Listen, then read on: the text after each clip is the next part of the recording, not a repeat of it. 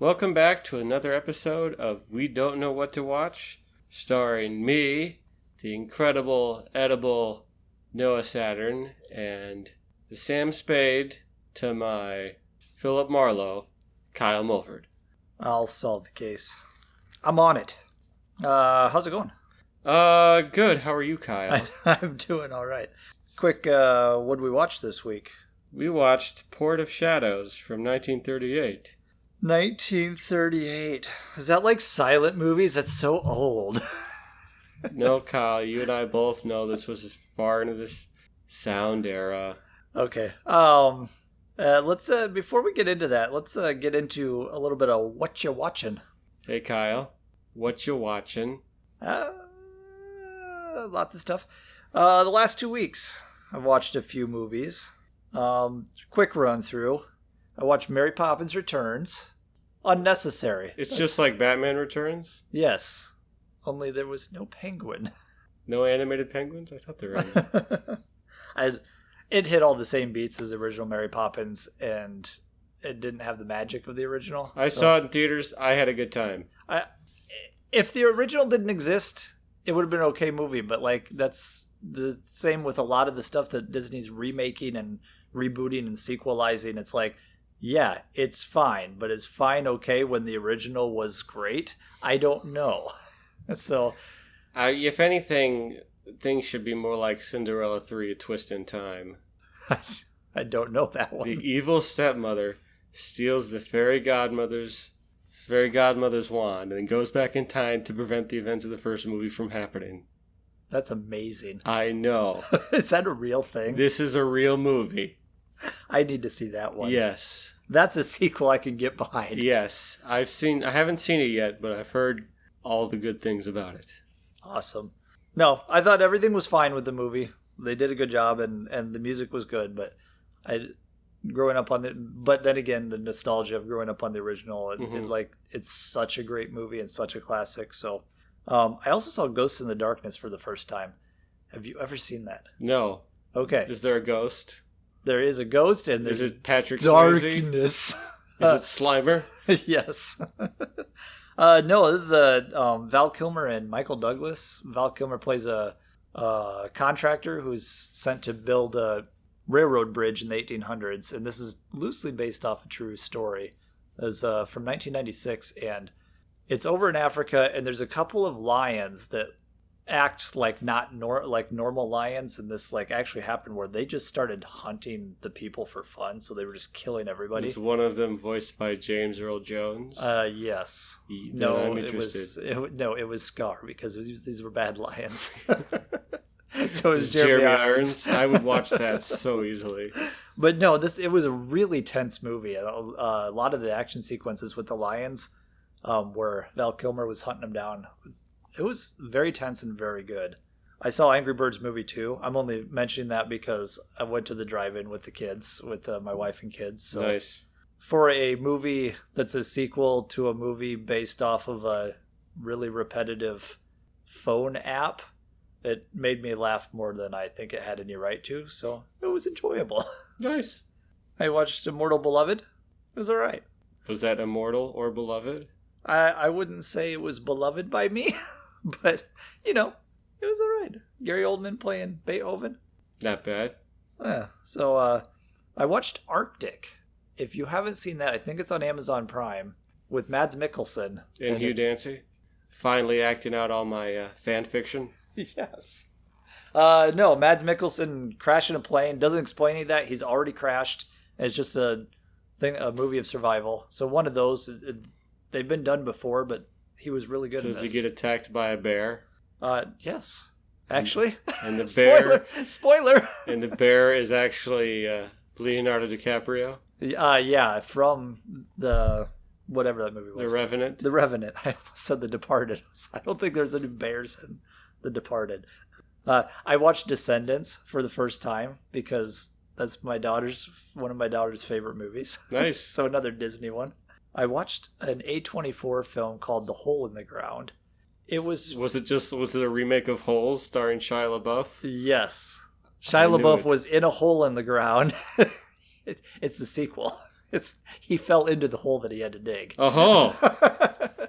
No, it was a first-time director, and I only mention it because first-time writer-director, it's an A24 feature, so they usually try and get, like, new talent, and they go out and find new stuff. And I tend to like A24. They've got a pretty good it was track record. probably one of their more mediocre films, but it showed a little bit of talent for this new director, so it'd be interesting to see what he does after this. A little horror movie. I finally saw a good Transformer movie called Bumblebee. Was that the one? Bumblebee Tuna. Was that the one where old man Orson Welles voices Unicron? Yes, and then Optimus Prime dies. Again. Yeah, but the only thing worth mentioning about it is that it actually was pretty good. Like, Michael Bay's movies have been getting progressively worse and worse, and this one was a pretty decent little story. And it was fun to watch Bumblebee.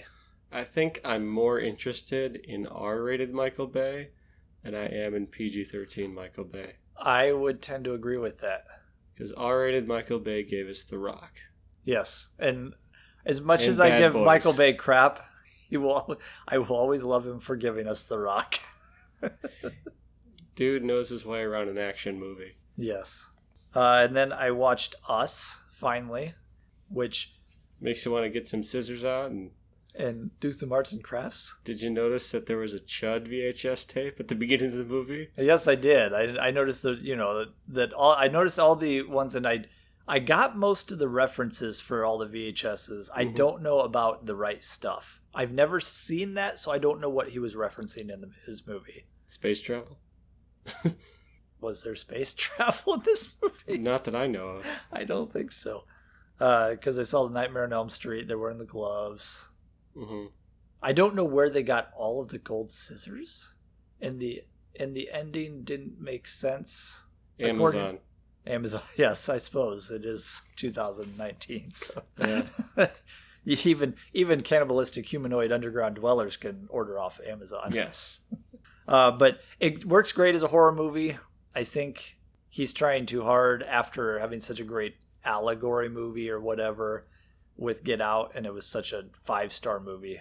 Fantastic. He put too much into this one, but it still worked as a horror movie, and some of the stuff he was trying to say in it worked, but some of it didn't land for me. Guess you can gauge how well a horror movie works by how much you think about it afterwards. I can really go with any movie. Either it's really good, you think about it again, or it's really bad. I thought about this one for a few days after I saw it. Yeah. Then, would I be kind of creeped out if I saw someone dressed up as this coming to my door on Halloween? Absolutely. Yes.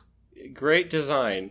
Oh, yeah. Like I said, it works as a horror movie, and it just works as a movie overall. There's just a little too much thrown in there. But if it was one of those things where, if it was, I was flipping through channels October time or whatever, I would totally watch it. I would watch this as well.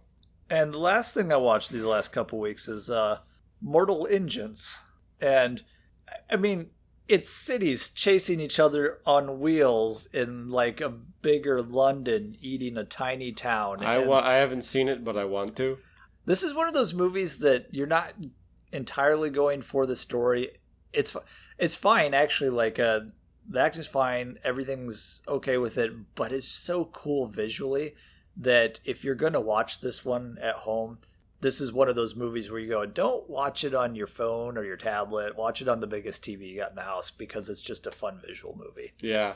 So it was a good time. Just the whole production design, just seeing from the trailers, the costumes look really cool. They really were. Very kind of steampunky from what I could tell. Yeah. Which we don't get a lot in mainstream films, so. No, it was something different.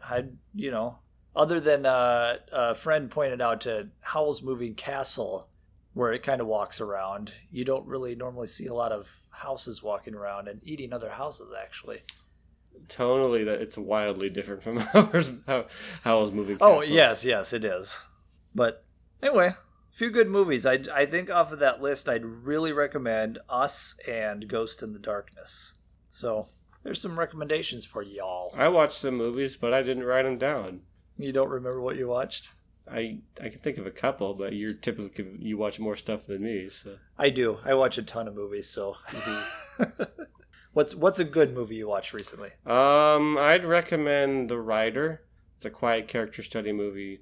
It's about a man who's like a professional rodeo rider. He gets sort of like a career-ending injury and now doesn't really know what to do with himself, and kind of just studying kind of what it means against this sort of very specific type of cowboy masculinity, because what do? You get on the horse. Yeah. But then now when he literally can't do that or he'll die, like, what's he supposed to do with himself?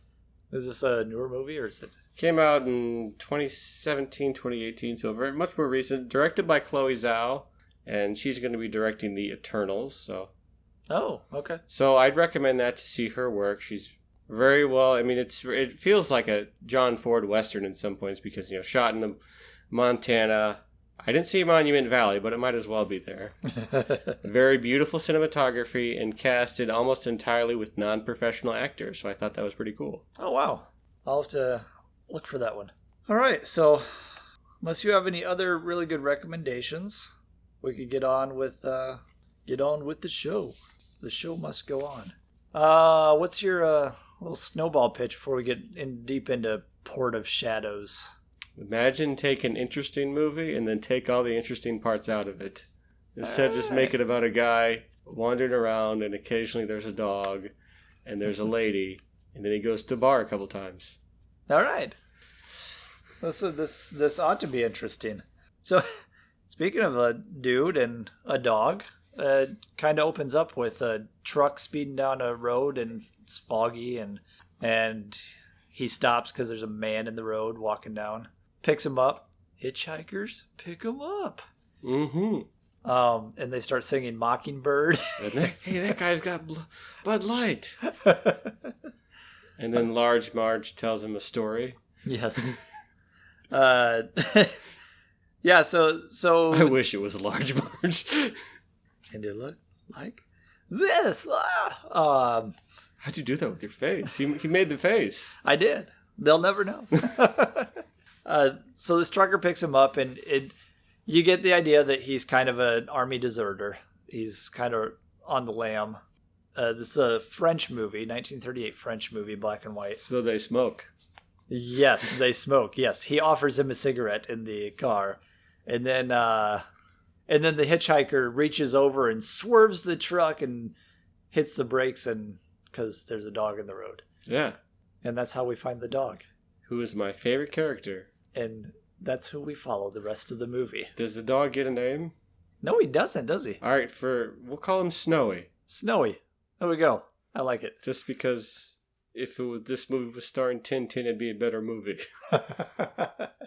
So he's going into the town because this is like a harbor town, and he's gonna catch a ship and try and get away. Like get some civilian clothes, catch a ship, and leave town, and because he probably can't go back to the army without getting court-martialed. Yeah. Then we cut to this guy named Zabul. Zabul. Mm-hmm.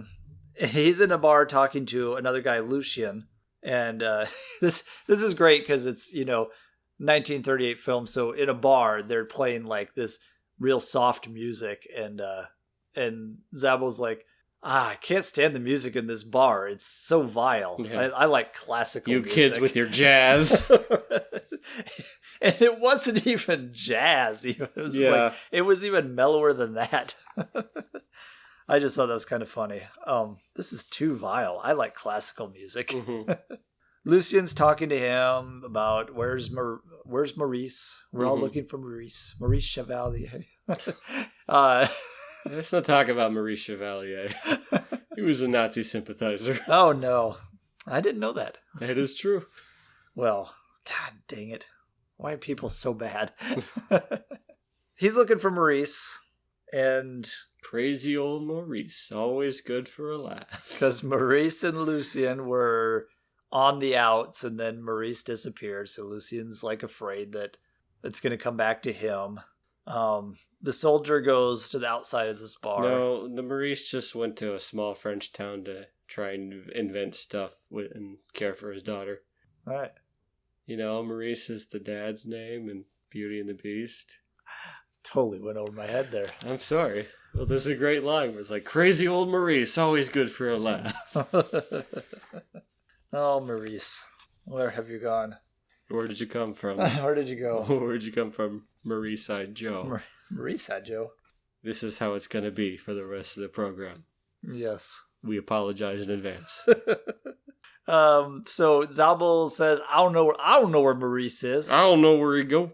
Get off my back. He's kind of a weird dude. Big long beard and just he's kind of creepy through the movie. Yeah. And then it's like that one uncle that your mom tells you not to get too close to because he spends some time on the inside. The inside of what? We don't know. The inside. So then we cut back to the soldier outside of the bar, and there's this drunk guy who keeps showing up. Another good character. Yes.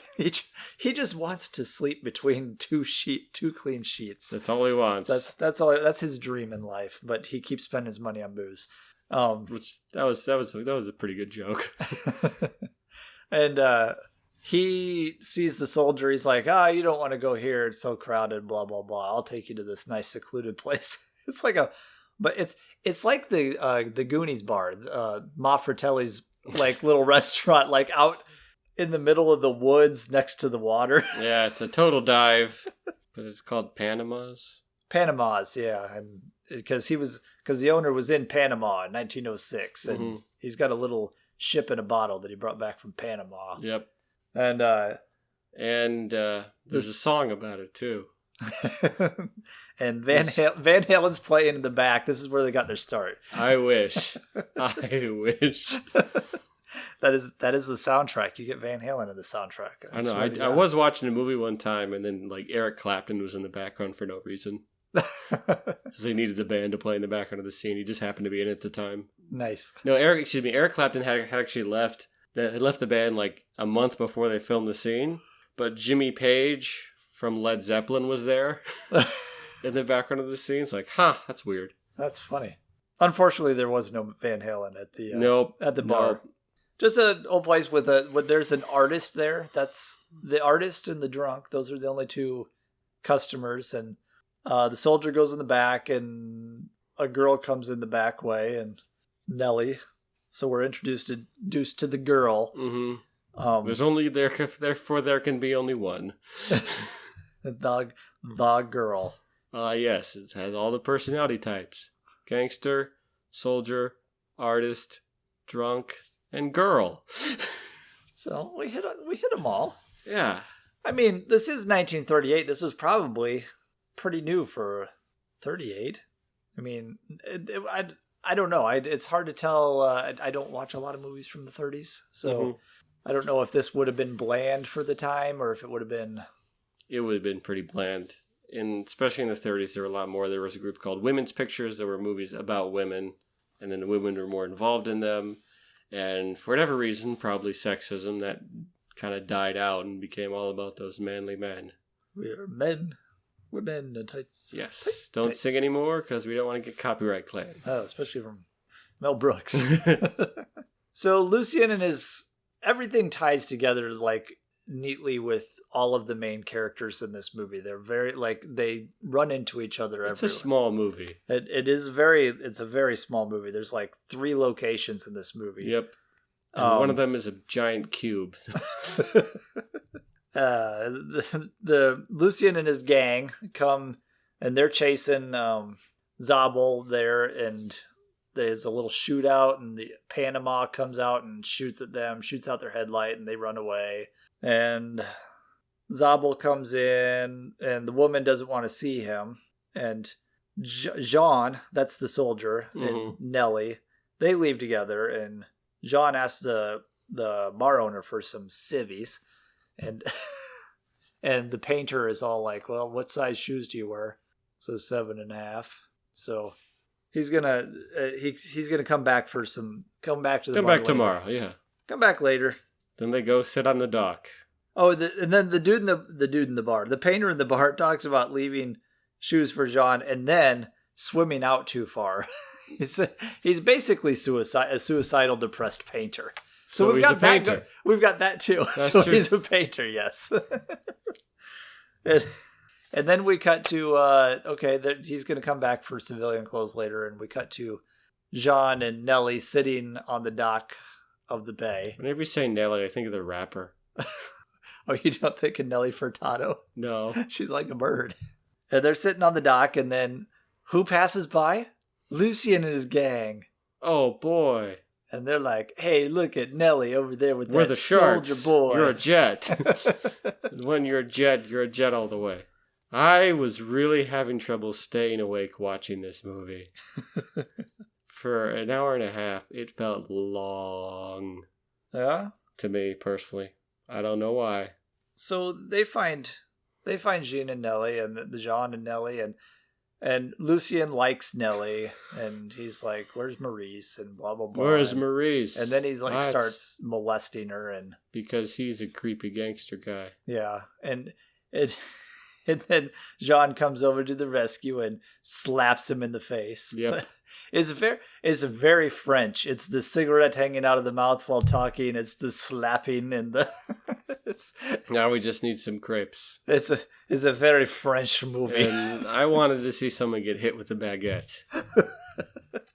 Did not happen. Someone's crazy mother comes out with, "You get away from my son." Mm-hmm. So he slaps him, and then this gangster Lucien looks like he's about ready to cry, and even his two gang members are like, "Well, look, he looks like he's about to cry." Why are you gonna cry, little baby? Where? Such a tough guy.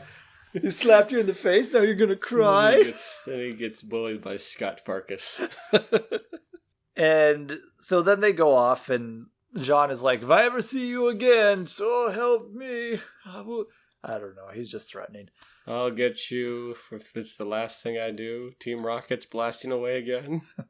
I'll get you and your little dog too. Oh, that's my dog. Yes. Oh, speaking of which, the dog follows him for through the whole movie, and at the beginning, he progressively. The dog is a secondary character. Yeah, and so at first he's shooing him away, and I don't know this dog. Who is this dog? It's not my dog. He even has a line that shows that he doesn't. He's running from the army because he doesn't want to be under someone's thumb because he has. Someone asked him, "Is that your dog?" And he goes, "I don't like anybody who searches out a master." So, nobody calls me a chicken. What are you? What's wrong, chicken? McFly? What's wrong, Colonel Sanders? Chicken. Proprietorship. So where are we? I don't even know. We're still in France in the port city of Le Havre. Le Havre. Lucien and crew go to harass Zabul and ask for some papers, and then ask where Maurice is. Apparently, Zabul has some papers on Lucien, so he's got dirt on him or something. Got some dirt on him. It's very vague. Everything that everyone has on everybody is just implied that they have something. Yeah, not implied in a strong enough way. No, it's almost like the screenwriter got bored writing the gangster scenes and just kind of moved on. You're like, where's the papers at?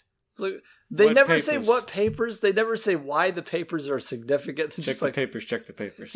Where's the paper? Do you got the paper? I didn't get it this morning. Yeah, I wanted to read the comics. Nancy was really good yesterday.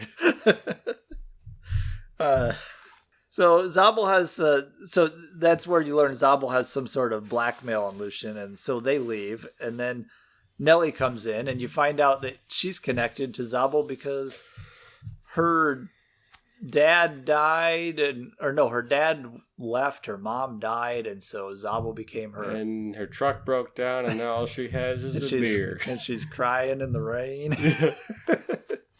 There's teardrops on her guitar. My dog's dead. My truck broke down. There's a tear in my beer.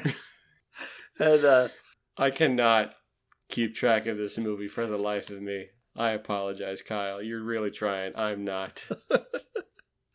I take it you're not going to be recommending this afterwards. We'll wait till the end. No spoilers. John randomly ends up at Zabul's because he sees a little trinket in the window. So he shows up there, and then Nellie comes out, and Zabul invites him in for a cup of tea, a spot of tea. Yes. Oh wait, this is French. It's like, for a coffee and a baguette. a coffee and a baguette. Your coffee and cigarettes, probably. And a cigarette. You need a cigarette. And this is where we find out Zabul is her keeper. Which I think is supposed to be like legal guardian or something. Yeah, and it's like, but the creepy thing is that like you can tell Zabul's in love with her too, and you find out that this girl's only 17, and these are all like older men. So like if this was made today, this would be a very creepy movie. It's creepy now. I mean, it is. That's true. I mean, I don't know if that was acceptable back then, but it's what the filmmakers did. Apparently, yeah. So like all of these older men, because Jean, the soldier, looks like he's at least in his 30s, and she's playing 17. Personally, I'm a fan of like when it's like a high school movie from the 1950s and everyone is in their 30s, like Grease. Yes, or in the 90s, like 90210. I think the oldest person was like 35 or something like that. Nice. And Zabul sends Nellie down to the basement to find a bottle of champagne or something, and Nellie finds some cufflinks under the stairs, which means that Zabul killed Maurice. Finally. I forgot about Maurice. Everybody forgot about Maurice. No, they didn't forget. They're all looking for him. The point is, he shot Marvin in the face, and they had to call the wolf to clean it up. God dang it. I was making messes in the back of the car. Zabul, was that the guy that got shot in the back of the car? Who? Are you talking about Pulp Fiction? Yeah, that was Marvin. Yeah, okay. Zabul deduces that Jean is a deserter, and he memorized his army number, so now he's got dirt on Jean. And so he's like, oh, I saw that you had a run-in with Lucien, because I know everything in this town, and can you go kill him for me? Just drop him in the ocean and be all right, you know? Yeah. It's quick and easy. And Jean tells him to F off, and then... Then there was a scene at the carnival where they ran into each other? Yeah, because Nellie fainted when she came up with the cufflinks, and then Jean left, and she came back out and said, I'll meet you at the fair at 9. And they go to the fair and have a good time. For as small as this town is, apparently there's 2 fairs at the dock. But they go and have a good time at the fair.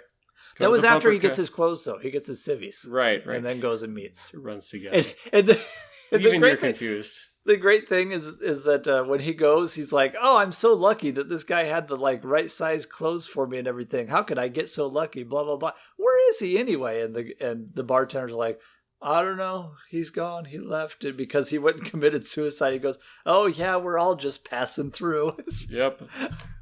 But I'm so lucky. I'm so lucky this painter killed himself for me. He gets a passport, some money, and a paint set. Yeah. So he can go painting. Now he can be a depressed painter. Yay. And the bar owner takes his army clothes and throws them in the river, or in the lake, or in the ocean, or whatever they're at. And then, so there's a lot that happens before the fair, because then he goes and he sees the ship that he wants to get on to Venezuela. Yep. And he meets a doctor there outside the ship, and he's like, can I ride on your ship? And the doctor's like, you serious? Yeah. Yeah. I was just joking when I said you can just hop on board. Like, well, if you really want to, I guess you can. And it turns out that the doctor's an amateur painter himself. So they have a little chat about painting in the restaurant. And then he goes and meets Nellie. And then at the fair, Lucien shows up because why wouldn't he? An awkward bumper car sort of thing. He's a total dick there. It's a coincidence, but like I don't mind coincidences that get people in trouble. Yeah. I think a prime example of a coincidence getting someone in trouble is I just go back to the Pulp Fiction example, which is where, Butch is just kind of like, about to leave town, and he sees, and like Marcellus Wallace happens to be walking across the street and sees him. Yeah. And this does cause trouble because Lucien shows up there with his girlfriend or whatever, and he's a dick to everybody. He cuts in front of the line, and then he pushes people away to get on the bumper cars, knocking hats off of people on the bumper cars, and then he knocks a guy's hat off, and the guy turns around and it's John. And he stares. And he stares. And then they Jean start stares. making out. And then they get closer He and says, closer. Ooh, Cerebro. Ooh, Magneto. So then Jean gets up and slaps him again. Yep. And then Lucien's girlfriend starts laughing at him. Yeah, that was pretty funny. He's not a very. He keeps saying, "I'll show you that I'm somebody." Shut up, Mom. I'm a tough guy now. He kind of is that kind of tough guy where he's like, "Yeah, I'm somebody," until somebody bigger comes along and slaps me. Mm-hmm. And then so they're at the fair, and what else happened there? That's about it. Oh yeah, and then they wake up in bed the next morning, which actually that I did see that in this movie they had to clean it up because this is like provocative for this time. Yeah, but the fact that they were both in the same bed because oh no. Yeah. So I mean, because this was during the Hays Code of the United States filmmaking, so that wouldn't fly in the U.S. Yeah. So for American audiences, this would have been a little provocative. Where I don't know how much it was in France.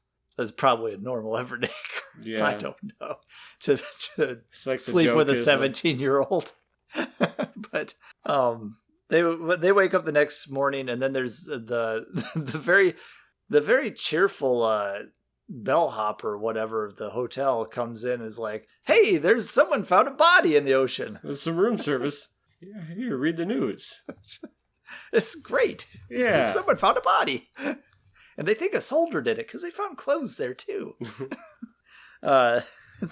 So that happens, and then Jean is talking about, I'm going to leave on this ship to Venezuela. And so then they part ways, and Nellie goes back to Zabul because everyone's left her. Where else is she going to go? And then he starts coming after her in the basement again because she's all mad that he killed Maurice. And she's like, "I'll go and tell people because I got proof." Well, she found cufflinks, and then he took them. I mean, and then something very vague about like, what proof do you Zabul have? is like, "You can't do anything to me," and then Jean is like, "Yes, I can with the power of brick." I killed him because I was jealous. Yeah, so Jean actually got on the boat. And then he's like, I got to go say goodbye to her at least. He never has an intention of staying, I don't think. Yeah. He just wants to go tell her, "Hey, I was happy here," because they both fell in love with each other. And then he was going to get back on the boat. But he goes there, and Zabul's attacking her in the basement. So he attacks it. He headbutts him. That's great. Yep. Across the room. And then he attacks him with a brick. With the power of brick. The power of brick. And then Lucien shows up outside the door as Jean and Nellie are kissing. And then a little goodbye kiss. And then he gets a goodbye gun. And then goodbye kiss in the back. Oh, goodbye kiss, kiss, bang, bang. Ah. Much better movie. Much better, yes. That's a much better movie than a lot of movies. Yes. And so Lucien shoots Jean in the back as he's going to the ship. And then Nellie gets all sad because, Zabul's dead. Now Jean's dead. And she's left with no one because her dad's gone, her mom's dead, Zabul's dead, Jean's dead. Well, what about Snowy the dog? He's still on the ship. Oh my gosh. And he's barking. Ship's about to leave.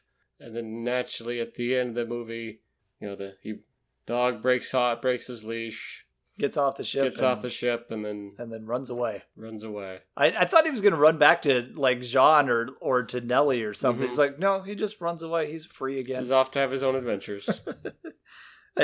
I liked the line at the end where Jean gets shot and he's dying on the street. He goes, "Kiss me, Nellie. Quick, I'm in a hurry." To be fair. I mean, he was dying pretty quickly there, so... so puppy runs off and the end. So what did you think of the movie? Well, I thought it had a few interesting ideas. It's well made, it's good looking, visually it's nice. Sound design, it's nice. Technically speaking, it's a well made movie. But I just think the story wasn't quite there for me. Okay. I see, and I wasn't quite as down on it. Like, I actually watched it twice because, I always do it. Write notes and then watch it again just for the enjoyment. And I didn't mind rewatching this one. For some reason, I know that it was a very basic story, and there was a lot of vague stuff, like I said, about like this and that, but I liked most actors. The girl was okay, but I liked most of the other actors. I was having fun following these different. They were fine. Everything different was characters. fine. I liked the drunk. I liked Panama. And all the side characters and stuff. And I liked the part where the drunk tries to drink the ship in a bottle. That was kind of funny. yeah, last time you drank the cabin boy. And I liked some of the camera shots too. Was interesting. It wasn't just like static camera shot and then cut here, cut there. Some nice dollies here and there. Yeah, there was several, like when he went to talk to the doctor from the ship, and they go to the back of the bar, and you see the drunk come into the front, and he's talking to the bartender, and then the camera gets on a waiter and follows him to the back of the bar into the dining area where those guys are talking, and then when they're done talking, you get it following another customer back up to the front. And goes behind a customer with a nice hidden edit there. Yeah, so. And so there was several shots throughout the film that they, it wasn't just your basic shooting there, so it kept my interest. I don't think, like I said, the story's so basic that it's not a great movie, but I enjoyed it. I thought it was enjoyable, just lacking in a few things, like story wise. Like you said, it's almost like they just kind of gave up on certain things. Where it's like I don't know what these papers are, so I'm just gonna say there's papers. Mm-hmm. I don't know what evidence she has. I'm just gonna say that she does. And so like there's almost lazy writing. Yeah. So I will give that was a little bit lacking. But other than that, I actually thought it moved fairly quick for an hour and a half. It was a short little movie, so felt really long to me. But so final thoughts. I would say it's an interesting watch if you have an hour and a half to kill and you like, and you want to see an early noir film too. I mean, this is classified as one of the earliest noir films, and you're not going to get a lot of the tropes from the noir, like as they got more and more from the 40s and 50s, but you kind of see the beginning of it in here. Mm-hmm. A little murder mystery in there. It's all at night and dark, and so it's an interesting little piece of French film history. Is on Criterion, because that's one thing we'll mention is I think this is leaving Canopy, which is what we watched it on, and as of this recording today, I think it expired on Canopy, so if you want to see this, you'll have to find it on like Criterion DVD. Mm-hmm. But yeah, I'm not going to give it a high recommend, but it was an interesting watch. And I did not particularly care for this film. I thought it was kind of interesting, but for some reason, it just could not hold my interest. And I can see that. Yeah, I can understand that. But apparently other people have liked this, because the Rotten Tomatoes scores, we've got 96% with 23 critics and 91% with 2,300 users. So, I mean, people like it. Mm-hmm. So you might want to give it a chance. Like I said, I enjoyed it, even though it was lacking in a few areas. This is based on a novel by Pierre McOrlin, directed by Marcel Carnet. This was a movie that was like, the style was called apparently poetic realism, and I don't really know a lot about this. I've never really delved into this before, but I think it was, I don't think it was any sort of movement. I think it was a few people who made films, like these poets and filmmakers. Okay. And this is the Wikipedia definition, or kind of description, is they usually have a fatalistic view of life, with their characters living on the margins of society, either as unemployed members of the working class or as criminals.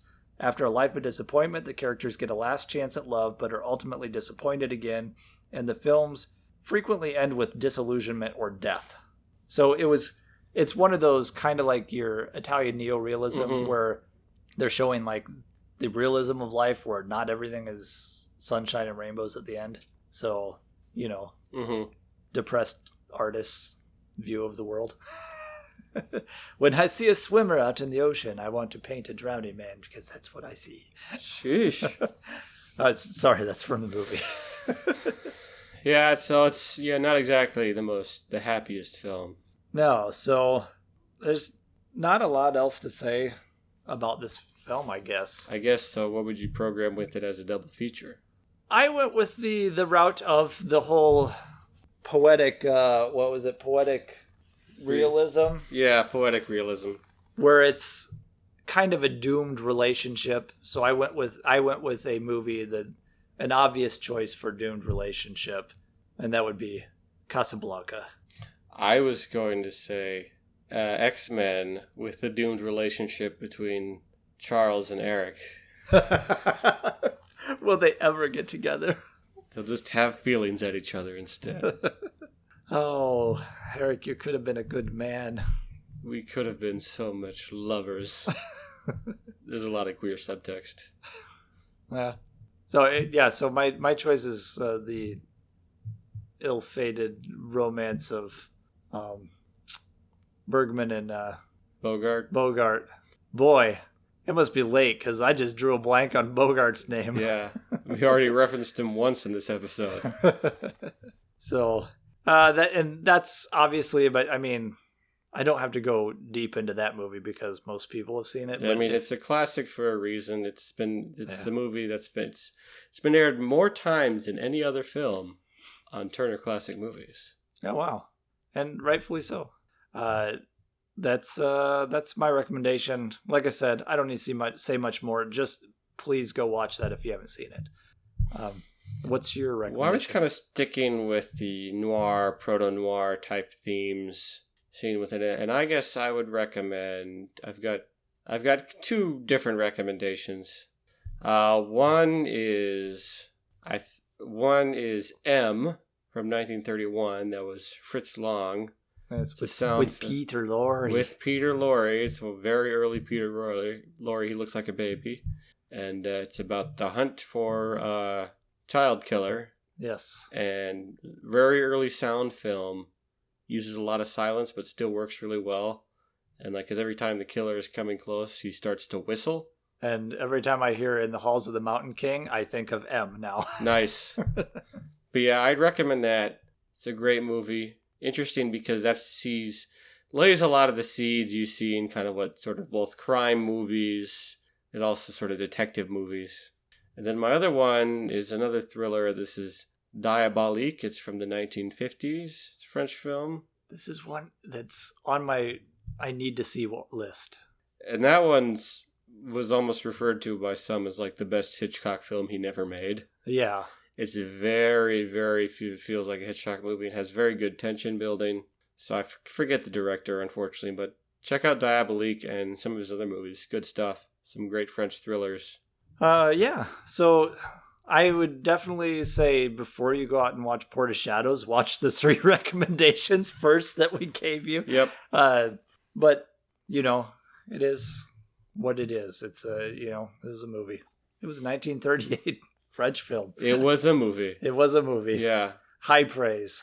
So yeah, French films, if anything, they're just like American movies. I mean, there are some cultural differences like anything else, but there's nothing fundamentally about, when you think of a French film, at least my mind goes to like French New Wave about people smoking and yes, talking about art or whatever. Which, fair and enough. People with baguettes. And then I found out that Agnès Varda, I think that's how you say it first. Anyway, the French filmmaker Varda was actually the first person to do French New Wave before Breathless and all those other goobers. I was never a fan of French New Wave. Well, I just think that's something that we should teach Varda. We should teach Varda more in... Voldemort. Voldemort. She teaches the French filmmaker Varda more because she had an incredibly long career. She died last year, I think. Oh, yeah, and a lot of people started talking about her career and trying to... I feel like we should talk more about her because she had a very long career, made a lot of great movies, and women filmmakers just in general need a higher profile. Yeah, especially when, it's like you don't get a lot of it and we're trying to get more out there, and it's like, well... There's these... It's not that it's not there. It's just that they were forgotten unpurposefully or yeah. And it's like, let's recognize the accidentally. ones that were there in the past. You know, exactly. So, I mean, I've said it before with my recommendation of Point Break one time. The most dude bro movie in the history of dude bro movies was directed by a woman. Yeah. So, anyway, what do we want a genre or just go all genres again? I'm thinking more. I want a good crunchy mystery this time. Mystery it is. Because this one didn't really do it for me. 70% or better. Spin it to win it.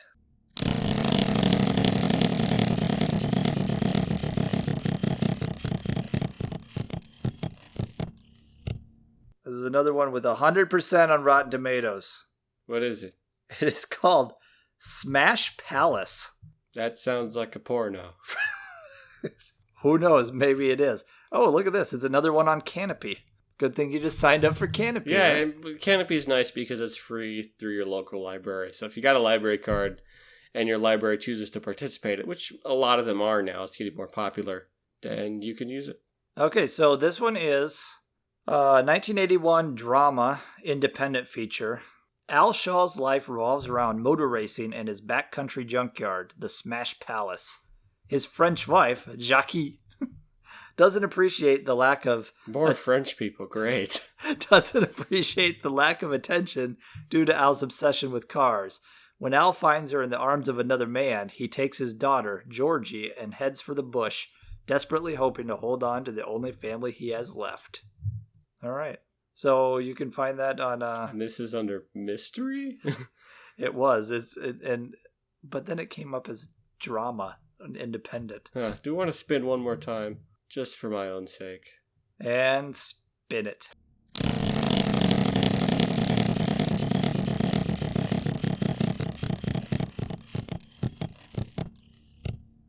We have Assassination Nation, Cool. and it is on Hulu. All right. So we're probably going to edit out the first movie. High school senior Lily and her group of friends live in a haze of texts, posts, selfies, and chats just like the rest of the world. So when an anonymous hacker starts posting details from the private lives of everyone in their small town, the result is absolute madness, leaving Lily and her friends questioning whether they'll live through the night. And, spoiler, this is a crazy movie. I have seen this. Nice. So, yeah, so join us next time for our talk on Assassination Nation. And until then, subscribe to our channel. Find us on... Smash that like button. Smash that palace of a like button. And then they're not going to get that if I cut out the That's other true. one. Never mind. So I just say smash that like button and then hit the bell icon or whatever. You can find me on Twitter at AwesomeKM. You can find me on Twitter at Noah_Saturn, Satern. And as always, Until next time, we'll have a cigarette. And I'll smash you with a baguette. I will smash you with a baguette. Good night, everybody.